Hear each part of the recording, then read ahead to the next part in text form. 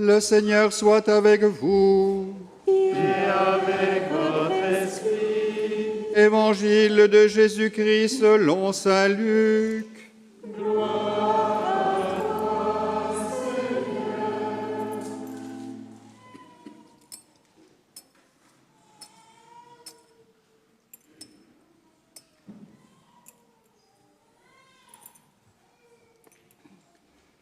Un jour, des gens rapportèrent à Jésus l'affaire des Galiléens que Pilate avait fait massacrer, mêlant leur sang à celui des sacrifices qu'ils offraient.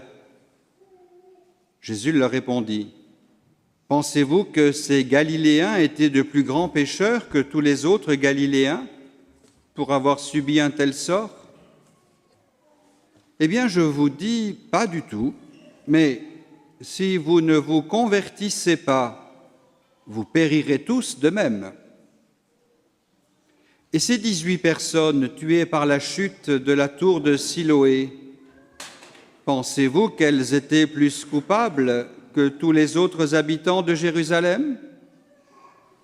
Eh bien, je vous dis, pas du tout, mais si vous ne vous convertissez pas, vous périrez tous de même.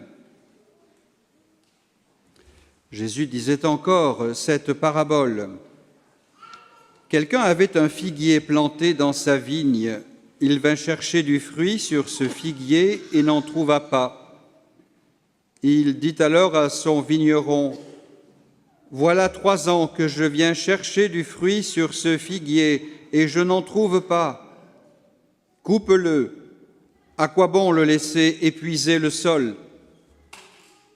Mais le vigneron lui répondit, « Maître, laisse-le encore cette année, le temps que je bêche autour pour y mettre du fumier. Peut-être donnera-t-il du fruit à l'avenir, sinon tu le couperas. » Acclamons la parole de Dieu.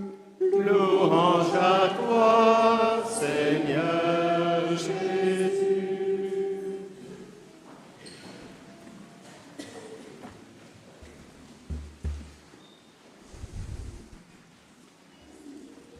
Durant ce temps de carême, c'est bien un itinéraire de conversion que nous parcourons ensemble. Quel que soit le rythme de notre marche, nous allons vers une rencontre qui peut tout changer dans notre vie, et cela peut se vivre aujourd'hui. La rencontre avec Jésus, lui qui est le visage de la miséricorde du Père. Et sur ce chemin, nous allons les uns et les autres vivre une expérience, l'expérience de la proximité de Dieu, d'un Dieu qui se révèle pour que l'homme puisse vivre. Combien de fois avons-nous entendu ce mot et cet appel à la conversion? Et combien de fois y avons-nous répondu en vérité? Cette conversion est une réalité qui peut-être nous dérange un peu, parfois même beaucoup. Car se convertir, c'est bien changer quelque chose dans ma vie. C'est renoncer à certains chemins, c'est me détourner de telle ou telle habitude. Se convertir, c'est finalement participer dans notre vie quotidienne au combat de la vie contre toutes les formes de mort. C'est choisir les chemins, parfois difficiles, de la lumière pour s'opposer à toutes les obscurités. C'est faire une confiance totale à l'amour qui unifie et libère et renoncer à tout ce qui divise et nous aliène dans les formes modernes ou anciennes de l'esclavage. Et Jésus vient de nous le dire à plusieurs reprises dans l'Évangile, « Si vous ne vous convertissez pas, vous périrez tous de même. » Se convertir, ce n'est donc pas simplement la mise en conformité avec un règlement, une loi ou une morale. C'est pour nous tout simplement une question de vie ou de mort. La question, c'est tout simplement, voulons-nous vivre avec le Christ? Voulons-nous vivre de la vie du Christ? Et cela fait bien sûr référence à un choix radical. Et notre réponse aura aussi des conséquences pour notre présent et notre avenir. Alors rappelons-nous avec saint Paul que nous avons reçu le baptême qui fait de nous des créatures nouvelles.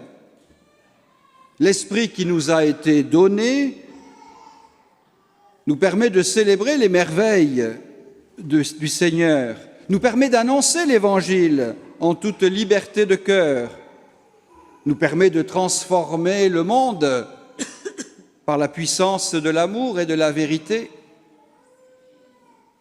Rappelons-nous qu'en écoutant l'Évangile, en mangeant le corps du Christ, nous prenons l'engagement de devenir celui que nous recevons, de devenir celui que nous écoutons. Nous convertir, c'est prendre les moyens pour que ce que nous disons, ce soit aussi ce que nous vivons. Et ainsi, notre vie sera le bonheur de Dieu. Et puis rappelons-nous aussi, avec Moïse, que c'est Dieu qui prend toujours l'initiative de se faire proche de notre humanité. C'est lui qui vient à la rencontre de chacune et de chacun d'entre nous. C'est lui qui se révèle comme le Dieu des vivants, comme le Dieu qui nous invite à participer à sa vie même. C'est un Dieu qui voit la misère de son peuple et qui ne reste ni inactif ni indifférent.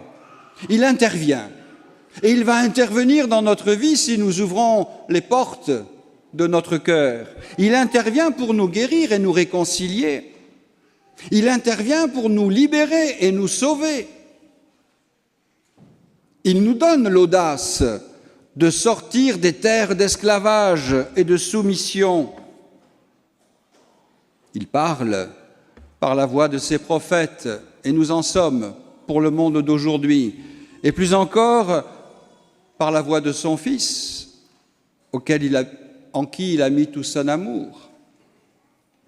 Il manifeste sa fidélité, y compris lorsque nous choisissons des chemins sans issue. Oui, rappelons-nous des hauts faits de Dieu.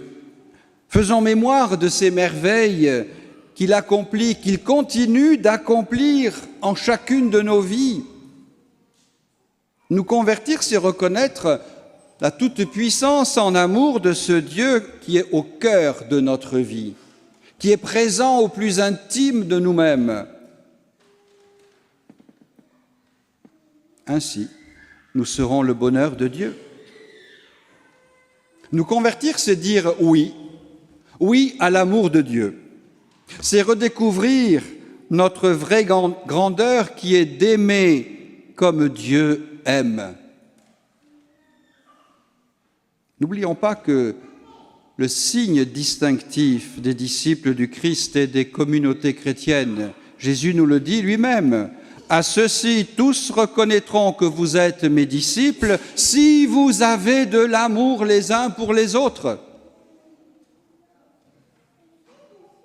Alors écoutons le Christ.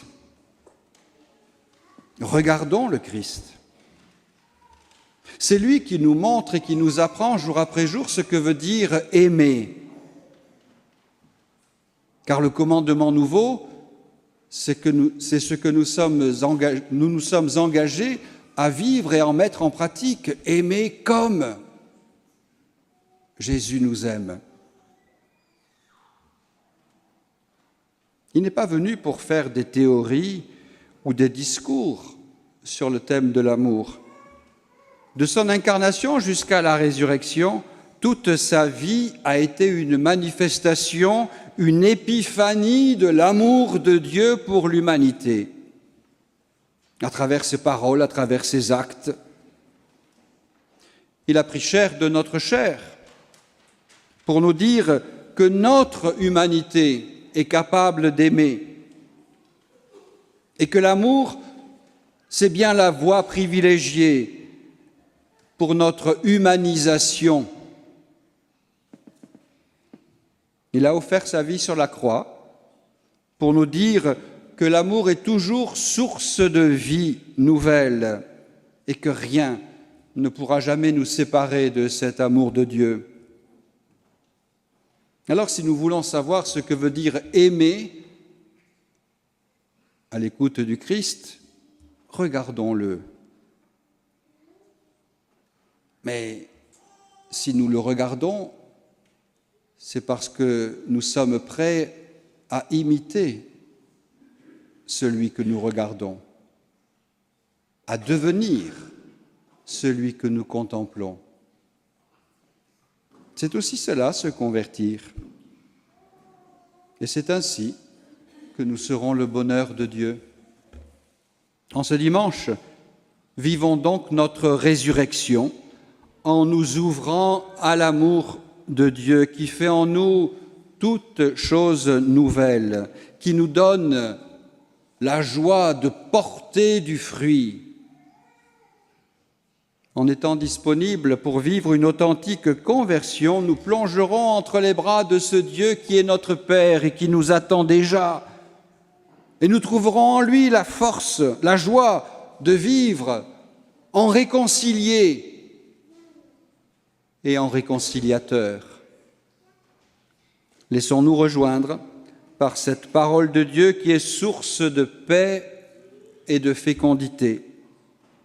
Oui, avec le Christ, choisissons les chemins de la vie. Alors, notre conversion ne sera pas seulement un projet pour plus tard, j'ai encore le temps, mais notre conversion sera l'expérience actuelle, au cœur même de notre histoire humaine, d'une rencontre qui change tout. La rencontre vivante et personnelle avec le Christ qui est seul porte du salut. Ainsi, nous serons le bonheur de Dieu. Amen.